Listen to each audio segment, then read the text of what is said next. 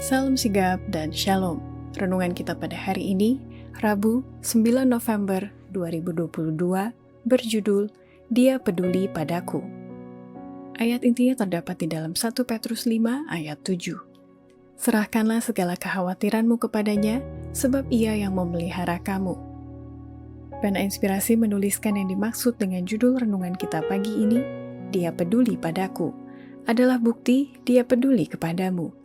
Dan makanya kita harus senantiasa datang menghampiri tahta kasih karunia Allah dan mengalami kasih-Nya yang tiada bandingnya itu adalah sebagai berikut.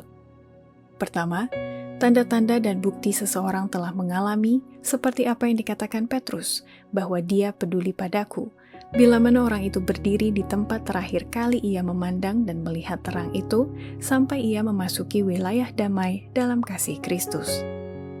Bila mana pencobaan menyerang engkau, bila mana kekhawatiran, kebingungan, dan kegelapan kelihatannya mengelilingi jiwamu, pandanglah ke tempat di mana engkau terakhir sekali melihat terang.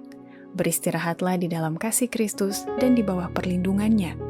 Memasuki persekutuan dengan Juru Selamat, kita memasuki wilayah damai. Kedua, tanda-tanda dan bukti seseorang telah mengalami seperti apa yang dikatakan Petrus, bahwa dia peduli padaku, bila mana orang itu telah menjaga keheningan jiwanya, sampai ia benar-benar mendengar suara Tuhan sedang berbicara kepadanya. Tidak ada yang bisa melukai jiwa seperti tajamnya anak panah ketidakpercayaan. Bila mana pencobaan datang, dan memang akan datang, jangan khawatir dan mengeluh. Keheningan jiwa membuat suara Allah lebih terdengar. Mereka bersuka cita sebab semuanya reda. Ingatlah bahwa di bawahmu ada tangan kekal. Berdiam dirilah di hadapan Tuhan dan nantikanlah Dia.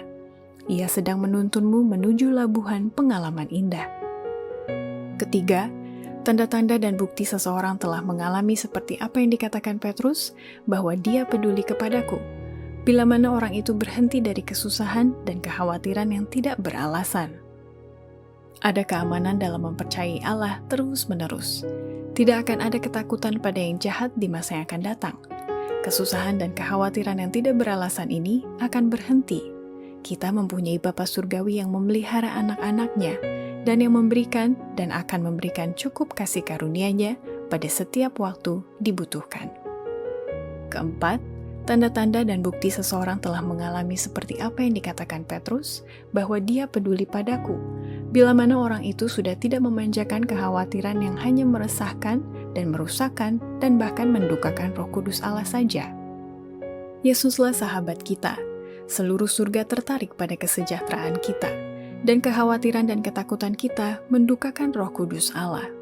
Kita tidak boleh memanjakan kekhawatiran yang hanya meresahkan dan merusakkan kita saja, tidak menolong kita untuk menanggung pencobaan.